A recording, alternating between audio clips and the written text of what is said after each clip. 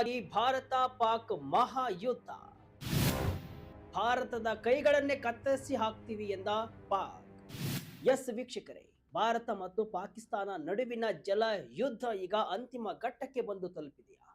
ಹನಿ ನೀರಿಗೂ ಪರದಾಡುವ ಸ್ಥಿತಿಯಲ್ಲಿರುವ ಕಡು ವೈರಿ ರಾಷ್ಟ್ರ ಪಾಕಿಸ್ತಾನ ಇವತ್ತು ಭಾರತದ ವಿರುದ್ಧ ತೀವ್ರ ಆಕ್ರೋಶವನ್ನು ಹೊರಹಾಕುತ್ತಾ ನೇರ ಯುದ್ಧದ ಧಮಕಿಯನ್ನ ಹಾಕ್ತಾ ಇದೆಯಾ? ಹೌದು ವೀಕ್ಷಕರೇ, ಸಿಂಧು ನದಿ ನೀರು ಹಂಚಿಕೆ ವಿಚಾರದಲ್ಲಿ ಭಾರತ ಕೈಗೊಂಡಿರುವಂತಹ ಒಂದು ದಿಟ್ಟ ಹೆಜ್ಜೆ ಇವತ್ತು ಇಡೀ ಪಾಕಿಸ್ತಾನದ ನಿದ್ದೆಗೆಡಿಸಿದೆ. ಭಾರತವು ಸಿಂಧು ನೀರು ಹಂಚಿಕೆ ಒಪ್ಪಂದವನ್ನ ತಡೆಹಿಡಿಯಲು ನಿರ್ಧರಿಸಿದ ಬೆನ್ನಲ್ಲೇ ಪಾಕಿಸ್ತಾನದ ಮಂತ್ರಿಗಳು ಅಕ್ಷರಶಃ ಕದಲಿ ಹೋಗಿದ್ದಾರೆ. ಪಾಕಿಸ್ತಾನದ ಹವಾಮಾನ ಬದಲಾವಣೆ ಸಚಿವ ಮುಸಾದಿಕ್ ಮಲ್ಲಿಕ್ ಎಂಬಾತ ಸಿಂಧು ಒಪ್ಪಂದದ ಪ್ರಕಾರ ಸಿಗಬೇಕಾದ ನಮ್ಮ ಪಾಲಿನ ನೀರನ್ನ ಕಸಿದುಕೊಳ್ಳಲು ಬರುವ ಭಾರತದ ಕೈಗಳನ್ನೇ ಕತ್ತರಿಸಿ ಹಾಕ್ತೇವೆ ಅಂತ ಅತ್ಯಂತ ಉಗ್ರವಾಗಿ ಎಚ್ಚರಿಕೆಯನ್ನು ಕೊಟ್ಟಿದ್ದಾನೆ. ಮತ್ತೊಂದೆಡೆ ಪಾಕಿಸ್ತಾನದ ರಕ್ಷಣಾ ಸಚಿವ ಇದು ಯುದ್ಧಕ್ಕೆ ದಾರಿ ಮಾಡಿಕೊಡಲಿದೆ ಅಂತಾನು ಕೂಡ ಎಚ್ಚರಿಕೆಯನ್ನು ಕೊಟ್ಟಿದ್ದಾರೆ. ಹಾಗಾದ್ರೆ ಪಾಕಿಸ್ತಾನ ಯುದ್ಧಕ್ಕೆ ರೆಡಿ ಆಗಿದೆಯಾ? ಭಾರತಕ್ಕೆ ಬೆದರಿಕೆ ಹಾಕಿದ್ಯಾಕೆ? ಇಷ್ಟೊಂದು ಕಠೋರವಾಗಿ ಧಮಕಿ ಹಾಕಿದ್ಯಾಕೆ? ಬನ್ನಿ ಇವತ್ತಿನ ಈ ವಿಶೇಷ ವಿಡಿಯೋದಲ್ಲಿ ಭಾರತ ಮತ್ತು ಪಾಕಿಸ್ತಾನ ನಡುವೆ ಸೃಷ್ಟಿಯಾಗಿರುವಂತಹ ಈ ಜಲ ಕದನದ ಸಂಪೂರ್ಣ ಪಿನ್ ಟು ಪಿನ್ ಮಾಹಿತಿಯನ್ನ ನೋಡ್ತಾ ಹೋಗೋಣ. ಭಾರತದ ವಿರುದ್ಧ ವಿಷಕಾರಿದ ಪಾಕ್ ಸಚಿವರು. ವೀಕ್ಷಕರೇ, ಪಾಕಿಸ್ತಾನದ ರಾಜಧಾನಿ ಇಸ್ಲಾಮಾಬಾದ್ನಲ್ಲಿ ಇತ್ತೀಚೆಗೆ ಒಂದು ಮಹತ್ವದ ಜಂಟಿ ಸುದ್ದಿಗೋಷ್ಠಿ ನಡೆಯಿತು. ಹವಾಮಾನ ಬದಲಾವಣೆ ಸಚಿವ ಮುಸಾದಿಕ್ ಮಲ್ಲಿಕ್ ಮತ್ತು ಮಾಹಿತಿ ಸಚಿವ ಅತ್ತಾ ಉಲ್ಲಾ ತರಾರ್ ಇಬ್ಬರು ಒಟ್ಟಾಗಿ ಮಾಧ್ಯಮಗಳ ಮುಂದೆ ಬಂದು ಭಾರತದ ವಿರುದ್ಧ ತೀವ್ರವಾಗಿ ವಿಷವನ್ನ ಕಾರಿದ್ದಾರೆ. ಭಾರತವು ಪಾಕಿಸ್ತಾನಕ್ಕೆ ಹರಿಯುವ ನೀರಿನ ಸಂಪೂರ್ಣ ನಿಯಂತ್ರಣವನ್ನ ತನ್ನ ಕೈಗೆ ತೆಗೆದುಕೊಳ್ಳಲು ಪ್ರಯತ್ನಿಸ್ತಾ ಇದೆ ಅಂತ ಇಬ್ಬರೂ ಸಚಿವರು ಆರೋಪವನ್ನು ಮಾಡಿದ್ದಾರೆ. ಇದೇ ಸುದ್ದಿಗೋಷ್ಠಿಯಲ್ಲಿ ಸಚಿವ ಮುಸಾದಿಕ್ ಮಲ್ಲಿಕ್ ಮಾತನಾಡ್ತಾ, ನಮ್ಮ ನೆರೆ ರಾಷ್ಟ್ರದ ಪ್ರಧಾನ ಮಂತ್ರಿಯವರ ಕೈಯಲ್ಲಿ ಒಂದು ನಲ್ಲಿಯ ನಿಯಂತ್ರಣವಿದೆ, ಅವರು ಪಾಕಿಸ್ತಾನಕ್ಕೆ ಒಂದು ಹನಿ ನೀರನ್ನ ಹರಿಯಲು ಬಿಡಲ್ಲ ಅಂತ ಹೇಳ್ತಿದ್ದಾರೆ. ಆದ್ರೆ ನಾನು ಅವರಿಗೆ ಎಚ್ಚರಿಕೆಯನ್ನ ನೀಡಲು ಬಯಸ್ತೇನೆ, ನಮ್ಮ ಪಾಲಿನ ನೀರಿನ ಮೇಲೆ ಹಕ್ಕು ಸಾಧಿಸಲು ಬರುವ ಆ ಕೈಗಳನ್ನ ನಾವು ಕತ್ತರಿಸಿ ಹಾಕ್ತೇವೆ ಅಂತ ಅತ್ಯಂತ ಪ್ರಚೋದನಕಾರಿ ಶಬ್ದಗಳಲ್ಲಿ ಎಚ್ಚರಿಕೆಯನ್ನು ಕೊಟ್ಟಿದ್ದಾನೆ. ಪಾಕಿಸ್ತಾನದ ಪ್ರಮುಖ ಸುದ್ದಿ ವಾಹಿನಿಯಾದ 24 ನ್ಯೂಸ್ HD ಸೇರಿದಂತೆ ಹಲವಾರು ಮಾಧ್ಯಮಗಳು ಈ ಹೇಳಿಕೆಯನ್ನ ಪ್ರಸಾರ ಮಾಡಿದ್ದು, ಸೋಷಿಯಲ್ ಮೀಡಿಯಾದಲ್ಲಿ ಈ ವಿಡಿಯೋ ಕ್ಲಿಪ್ಗಳು ಭಾರಿ ಸದ್ದನ್ನ ಮಾಡ್ತಿವೆ. ಭಾರತದ ಮೇಲೆ ಯುದ್ಧ ಸಾರ್ತೇವೆ, ನಮ್ಮ ನೀರು ನಮಗೆ ಬೇಕು ಎಂದ ಪಾಕಿಸ್ತಾನ ಭಾರತಕ್ಕೆ ಬೆದರಿಕೆ ಹಾಕ್ತಾ ಇರುವುದು ಇದೇ ಮೊದಲಲ್ಲ. ಈ ತಿಂಗಳಲ್ಲಿ 7-8 ಬಾರಿ ಇದೇ ರೀತಿಯ ಬೆದರಿಕೆಗಳನ್ನ ಹಾಕ್ತಾ ಬಂದಿದೆ. ಅದರ ಅರ್ಥ ಭಾರತ ಹಾಕಿದ ಜಲ ದಿಗ್ಬಂಧನ ಪಾಕಿಸ್ತಾನಕ್ಕೆ ನರಕವನ್ನ ತೋರಿಸಿದೆ. ಸಿಂಧು ಜಲ ಒಪ್ಪಂದದ ಬಗ್ಗೆ ಪ್ರತಿಕ್ರಿಯೆ ನೀಡಿರುವ ಪಾಕಿಸ್ತಾನದ ರಕ್ಷಣಾ ಸಚಿವ ಖ್ವಾಜಾ ಆಸಿಫ್, ದೇಶದ ನೀರಿನ ಭದ್ರತೆಗಾಗಿ ಭಾರತದ ವಿರುದ್ಧ ಯುದ್ಧ ನಡೆಸಲು ಕೂಡ ಹಿಂಜರಿಯಲ್ಲ ಅಂತ ಎಚ್ಚರಿಕೆಯನ್ನ ಕೊಟ್ಟಿದ್ದಾನೆ. ಪಾಕಿಸ್ತಾನದ ಮಾಧ್ಯಮದ ಜೊತೆಗೆ ಮಾತನಾಡಿದ ಆಸಿಫ್, ನಮ್ಮ ರಾಷ್ಟ್ರೀಯ ಭದ್ರತೆಗೆ ಧಕ್ಕೆ ಆಗ್ತಾ ಇದೆ ಅಂತ ಅನಿಸಿದ ತಕ್ಷಣ ಭಾರತದ ವಿರುದ್ಧ ಯುದ್ಧವನ್ನ ನಡೆಸಲಿದ್ದೇವೆ, ನೀರು ಕೂಡ ರಾಷ್ಟ್ರೀಯ ಭದ್ರತೆಯ ಪ್ರಮುಖ ಭಾಗ ಅಂತ ಹೇಳಿದ್ದಾರೆ. ಭಾರತ ನೀರನ್ನ ಶಸ್ತ್ರಾಸ್ತ್ರವಾಗಿ ಬಳಸ್ತಾ ಇದೆ, ಚೆನಾಬ್ ನದಿ ಹರಿವನ್ನ ಕುಶಲತೆಯಿಂದ ನಿರ್ವಹಿಸ್ತಾ ಇದೆ, ಇದರ ಡೇಟಾವನ್ನ ತಡೆ ಹಿಡಿತಾ ಇದೆ ಅಂತ ಆರೋಪವನ್ನ ಮಾಡಿದ್ದಾರೆ. ಈ ಬಗ್ಗೆ ಪಾಕ್ ಕೂಡ ತಪಾಸಣೆ ಕೈಗೊಂಡು ಸೂಕ್ಷ್ಮ ಮೇಲ್ವಿಚಾರಣೆ ನಡೆಸ್ತಾ ಇದೆ ಅಂತಾನು ಕೂಡ ಹೇಳಿದ್ದಾರೆ. ಪಾಕಿಸ್ತಾನ ಇಷ್ಟೊಂದು ಹೆದರಲು ಕಾರಣವೇನು? ಎಸ್ ವೀಕ್ಷಕರೇ, ಪಾಕಿಸ್ತಾನ ಇಷ್ಟೊಂದು ಆತಂಕಕ್ಕೆ ಒಳಗಾಗಲು ಮತ್ತು ಇಂತಹ ಉಗ್ರ ಹೇಳಿಕೆಗಳನ್ನು ನೀಡಲು ಒಂದು ಬಲವಾದ ಕಾರಣವಿದೆ. ಅದೇ 2025ರ ಏಪ್ರಿಲ್ನಲ್ಲಿ ಜಮ್ಮು ಕಾಶ್ಮೀರದ ಪಹಲ್ಗಾಮ್ನಲ್ಲಿ ನಡೆದ ಭೀಕರ ಭಯೋತ್ಪಾದನಾ ದಾಳಿ. ಈ ದಾಳಿಯಲ್ಲಿ ಭಾರತದ 26 ಅಮಾಯಕ ಜೀವಗಳು ಬಲಿಯಾಗಿದ್ದು, ಈ ದಾಳಿಯ ಹಿಂದೆ ಪಾಕಿಸ್ತಾನ ಪ್ರಾಯೋಜಿತ ಉಗ್ರಗಾಮಿ ಸಂಘಟನೆಗಳ ಕೈವಾಡ ಇರುವುದು ಸ್ಪಷ್ಟವಾಗಿ ಸಾಬೀತಾಗಿದೆ. ಇದರಿಂದ ತೀವ್ರ ಆಕ್ರೋಶಗೊಂಡ ಭಾರತ ಸರ್ಕಾರ ಪಾಕಿಸ್ತಾನದ ಬೆನ್ನೆಲುಬು ಮುರಿಯಲು ಒಂದು ಐತಿಹಾಸಿಕ ತೀರ್ಮಾನವನ್ನು ಕೈಗೊಳ್ಳಿತು. ಭಾರತವು ದಶಕಗಳಷ್ಟು ಹಳೆಯದಾದ ಸಿಂಧು ನದಿ ನೀರು ಹಂಚಿಕೆ ಒಪ್ಪಂದವನ್ನ ತಾತ್ಕಾಲಿಕವಾಗಿ ಅಮಾನತುಗೊಳಿಸುವುದಾಗಿ ಘೋಷಣೆ ಮಾಡಿ, ಪಾಕಿಸ್ತಾನವು ಸೀಮಾತೀತ ಭಯೋತ್ಪಾದನೆಗೆ ನೀಡ್ತಾ ಇರುವಂತಹ ಬೆಂಬಲವನ್ನ ಸಂಪೂರ್ಣವಾಗಿ ಮತ್ತು ಖಚಿತವಾಗಿ ನಿಲ್ಲಿಸುವವರೆಗೆ ಈ ಒಪ್ಪಂದ ಮುಂದುವರಿಯುವುದಿಲ್ಲ ಅಂತ ಭಾರತ ಖಡಕ್ ಆಗಿ ಹೇಳಿದರು. ಭಾರತದ ಈ ಅಸ್ತ್ರವೇ ಇವತ್ತು ಪಾಕಿಸ್ತಾನವನ್ನ ಬೆಚ್ಚಿ ಬೀಳಿಸಿದೆ.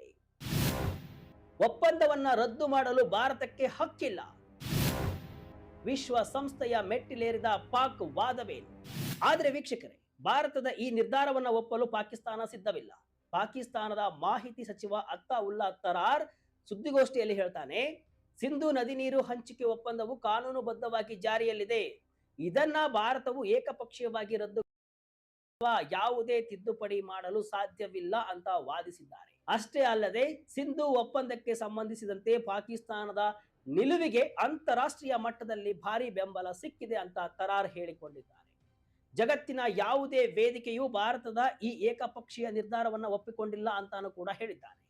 ಇದೇ ವೇಳೆ ಪಾಕಿಸ್ತಾನದ ಪ್ರಧಾನಿ ಶಹಬಾಜ್ ಶರೀಫ್ ಮತ್ತು ಅಲ್ಲಿನ ಸೇನಾ ಮುಖ್ಯಸ್ಥ ಫೀಲ್ಡ್ ಮಾರ್ಷಲ್ ಅಸೀಂ ಮುನೀರ್ ಅವರ ಹೇಳಿಕೆಯನ್ನ ನೆನಪಿಸಿದ ತರಾರ್, ನೀರು ನಮ್ಮ ಜೀವನಾಡಿ ಹಾಗೂ ನಮ್ಮ ಪಾಲಿನ ರೆಡ್ ಲೈನ್ ಅಂತ ಪುನರುಚ್ಚರಿಸಿದ್ದಾನೆ. ಪಾಕಿಸ್ತಾನದ ಹಕ್ಕನ್ನ ಅಂತಾರಾಷ್ಟ್ರೀಯ ಕಾನೂನುಗಳು ರಕ್ಷಣೆ ಮಾಡ್ತಾವೆ ಎಂಬ ಹಗಲುಗನಸಿನಲ್ಲಿ ಸಚಿವರು ತೇಲಾಡುತ್ತಿದ್ದಾರೆ. ಸರಣಿ ಸಭೆಗಳು, ಪಾಕ್ ತಂತ್ರಗಾರಿಕೆ ಏನು? ವೀಕ್ಷಕರೇ, ಕೇವಲ ಬಾಯಿ ಮಾತಿನ ಹೇಳಿಕೆಗಳಷ್ಟೇ ಅಲ್ಲದೆ ಭಾರತದ ನಿರ್ಧಾರದ ವಿರುದ್ಧ ಪಾಕಿಸ್ತಾನ ಜಾಗತಿಕ ಮಟ್ಟದಲ್ಲಿ ತಂತ್ರಗಾರಿಕೆಯನ್ನ ರೂಪಿಸ್ತಾ ಇದೆ. ಇದರ ಭಾಗವಾಗಿಯೇ ಪಾಕಿಸ್ತಾನ ಸರ್ಕಾರವು ಇಸ್ಲಾಮಾಬಾದ್ನಲ್ಲಿ ಸಿಂಧೂ ನದಿ ನೀರು ಹಂಚಿಕೆ ಒಪ್ಪಂದದ ಕುರಿತು ಮೊದಲ ಬಾರಿಗೆ ಬೃಹತ್ ಅಂತಾರಾಷ್ಟ್ರೀಯ ಸೆಮಿನಾರ್ ಒಂದನ್ನು ಆಯೋಜನೆ ಮಾಡಿದೆ. ಈ ಸಮಾವೇಶದಲ್ಲಿ ಭಾಗವಹಿಸಲು ಈಗಾಗಲೇ ಪ್ರಪಂಚದ ನಾನಾ ಭಾಗಗಳಿಂದ ಕಾನೂನು ತಜ್ಞರು, ನದಿ ನೀರು ಹಂಚಿಕೆ ತಜ್ಞರು ಹಾಗೂ ಪ್ರಮುಖ ದೇಶಗಳ ಪ್ರತಿನಿಧಿಗಳು ಪಾಕಿಸ್ತಾನಕ್ಕೆ ಬಂದು ತಲುಪಿದ್ದಾರೆ. ಈ ಸೆಮಿನಾರ್ ಮೂಲಕ ಭಾರತದ ನಡೆಯನ್ನ ಅಂತಾರಾಷ್ಟ್ರೀಯ ಮಟ್ಟದಲ್ಲಿ ಖಂಡಿಸಲು ಮತ್ತು ಒಪ್ಪಂದದ ತಾಂತ್ರಿಕ ಹಾಗೂ ಕಾನೂನಾತ್ಮಕ ಆಯಾಮಗಳನ್ನ ಚರ್ಚಿಸಲು ಪಾಕಿಸ್ತಾನ ಬಿಗ್ ಪ್ಲಾನ್ ಅನ್ನ ಮಾಡಿಕೊಂಡಿದೆ. ಆದ್ರೆ ಉಗ್ರರನ್ನ ಸಾಕುತ್ತಿರುವ ಪಾಕಿಸ್ತಾನದ ಜಟಾಪಟಿಗೆ ಜಗತ್ತು ಬೆಂಬಲವನ್ನ ನೀಡ್ತಾ ಅನ್ನುವುದೇ ಈಗ ದೊಡ್ಡ ಪ್ರಶ್ನೆಯಾಗಿದೆ. ಏನಿದು 1960ರ ಸಿಂಧೂ ನದಿ ನೀರು ಹಂಚಿಕೆ ಒಪ್ಪಂದ? ಯುದ್ಧಗಳಲ್ಲೂ ಮುರಿಯದ ಒಪ್ಪಂದ ಈಗ ಬೀಳುತ್ತಾ? ಹಾಗಾದ್ರೆ ವೀಕ್ಷಕರೇ, ಇಷ್ಟೆಲ್ಲ ರಾದ್ಧಾಂತಕ್ಕೆ ಕಾರಣವಾಗಿರುವ ಈ ಸಿಂಧೂ ನದಿ ನೀರು ಹಂಚಿಕೆ ಒಪ್ಪಂದ ಅಂದ್ರೇನು, ಇದರ ಇತಿಹಾಸವೇನು ಅನ್ನೋದನ್ನ ನಾವು ತಿಳಿದುಕೊಳ್ಳಲೇಬೇಕು.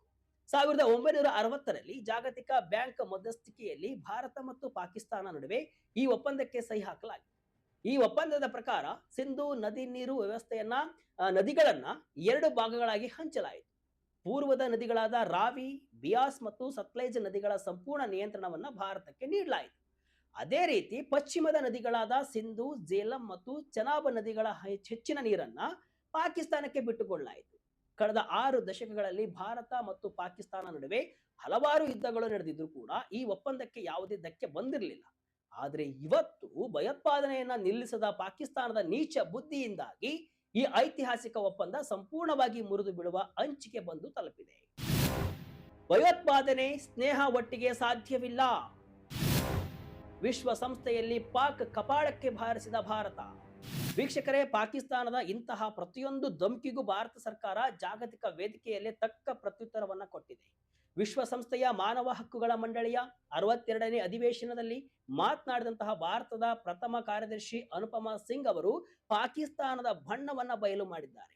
ವಿಶ್ವದಾದ್ಯಂತ ಭಯೋತ್ಪಾದನೆಯನ್ನ ರಫ್ತು ಮಾಡುವುದನ್ನೇ ತನ್ನ ದೇಶದ ನೀತಿಯನ್ನಾಗಿ ಮಾಡಿಕೊಂಡಿರುವಂತಹ ಒಂದು ರಾಷ್ಟ್ರ ನಮ್ಮಿಂದ ಸೌಹಾರ್ದತೆ ಮತ್ತು ಸ್ನೇಹವನ್ನ ನಿರೀಕ್ಷಿಸುವುದು ಅತ್ಯಂತ ಹಾಸ್ಯಾಸ್ಪದ, ತರ್ಕಹೀನವಾಗಿದೆ ಅಂತ ಅವರು ಕುಟುಕಿದ್ದಾರೆ.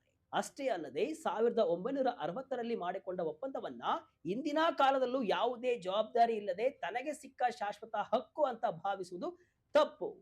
ಇಂದಿನ ವಾಸ್ತವ ಮತ್ತು ಕಳೆದ 6 ದಶಕಗಳಲ್ಲಿ ಆಗಿರುವಂತಹ ಬದಲಾವಣೆಗಳನ್ನ ಪಾಕಿಸ್ತಾನ ಅರಿಯಬೇಕಾಗಿದೆ ಅಂತ ಅನುಪಮಾ ಸಿಂಗ್ ಅವರು ಪಾಕಿಸ್ತಾನದ ಕಪಾಳಕ್ಕೆ ಬಾರಿಸಿದಂತೆ ಮಾತನಾಡಿದ್ದಾರೆ. ಕಾಶ್ಮೀರ ನಮ್ಮ ಅವಿಭಾಜ್ಯ ಅಂಗ, ನಿಮ್ಮ ಆಂತರಿಕ ಸಮಸ್ಯೆ ಕಡೆ ಗಮನ ಕೊಡಿ. ಹೌದು ವೀಕ್ಷಕರೇ, ಭಾರತದ ಪರವಾಗಿ ವಿಶ್ವಸಂಸ್ಥೆಯಲ್ಲಿ ಮಾತನಾಡಿದ ಅನುಪಮಾ ಸಿಂಗ್ ಅವರು ಪಾಕಿಸ್ತಾನಕ್ಕೆ ಮತ್ತೊಂದು ಪ್ರಮುಖ ಕಿವಿ ಮಾತನ್ನ ಹೇಳಿದ್ದಾರೆ. ಜಮ್ಮು ಮತ್ತು ಕಾಶ್ಮೀರವು ಎಂದಿಗೂ ಭಾರತದ ಅವಿಭಾಜ್ಯ ಮತ್ತು ಬೇರ್ಪಡಿಸಲಾಗದ ಅಂಗವಾಗಿದೆ. ಇದನ್ನ ಬದಲಾಯಿಸಲು ಯಾರಿಂದಲೂ ಸಾಧ್ಯವಿಲ್ಲ. ಪಾಕಿಸ್ತಾನವು ಜಾಗತಿಕ ವೇದಿಕೆಗಳನ್ನ ಬಳಸಿಕೊಂಡು ದ್ವಿಪಕ್ಷೀಯ ವಿಷಯಗಳನ್ನ ಎತ್ತುವ ಮೂಲಕ ತನ್ನ ದೇಶದ ಆಂತರಿಕ ಭೀಕರ ಸಮಸ್ಯೆಗಳಿಂದ ಜನರ ಗಮನವನ್ನ ಬೇರೆಡೆಗೆ ಸೆಳೆಯಲು ಪ್ರಯತ್ನವನ್ನ ಮಾಡ್ತಾ ಇದೆ. ಪಾಕಿಸ್ತಾನದ ಮೊದಲು ತನ್ನ ದೇಶದ ಒಳಗಿರುವಂತಹ ಆರ್ಥಿಕ ಬಿಕ್ಕಟ್ಟು, ಹಸಿವಿನ ಸಮಸ್ಯೆಯನ್ನ ಬಗೆಹರಿಸಿಕೊಳ್ಳಲಿ ಅಂತ ಭಾರತ ತೀಕ್ಷ್ಣವಾಗಿ ಹೇಳಿದೆ. ಒಟ್ನಲ್ಲಿ ಭಯೋತ್ಪಾದನೆಯನ್ನ ನಿಲ್ಲಿಸದ ಹೊರತು ನೀರಿನ ಒಪ್ಪಂದ ಮುಂದುವರೆಯಲ್ಲ ಎಂಬ ಭಾರತದ ಜಾರಿಗೆ ಬಂದಿರುವ ಕಠಿಣ ನಿಲುವಿಗೆ ಪಾಕಿಸ್ತಾನ ಈಗ ಸಂಪೂರ್ಣವಾಗಿ ನಲುಗಿ ಹೋಗಿದೆ.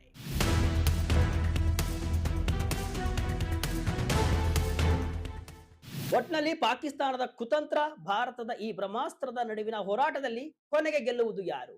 ಪಾಕಿಸ್ತಾನವು ಭಾರತಕ್ಕೆ ಯುದ್ಧದ ಧಮ್ಕಿ ಹಾಕ್ತಾ ಇರುವುದು ಅದರ ಅಸಹಾಯಕತೆಯನ್ನ ತೋರಿಸ್ತಾ ಇದೆಯೇ ಹೊರತು ಮತ್ತೇನೂ ಅಲ್ಲ. ಭಾರತದ ಅಮಾಯಕರನ್ನ ಕೊಂದ ಉಗ್ರರಿಗೆ ಆಶ್ರಯವನ್ನ ನೀಡ್ತಾ ಅದೇ ಭಾರತದಿಂದ ನೀರನ್ನ ನಿರೀಕ್ಷಿಸುವುದು ಎಷ್ಟರ ಮಟ್ಟಿಗೆ ನ್ಯಾಯ? ಪಹಲ್ಗಾಮ್ ದಾಳಿಗೆ ತಕ್ಕ ಪಾಠ ಕಲಿಸಲು ಭಾರತ ಕೈಗೊಂಡಿರುವಂತಹ ಈ ಜಲ ಒಪ್ಪಂದದ ಅಮಾನತು ನಿರ್ಧಾರ ಸರಿಯಾಗಿದೆಯಾ? ಪಾಕ್ ಸಚಿವರ ಈ ಧಮ್ಕಿಗೆ ಭಾರತ ಹೇಗೆ ಉತ್ತರವನ್ನ ಕೊಡಬೇಕು? ನಿಮ್ಮ ಅನಿಸಿಕೆಯನ್ನ ಕಮೆಂಟ್ ಬಾಕ್ಸ್ ನಲ್ಲಿ ತಪ್ಪದೆ ತಿಳಿಸಿ.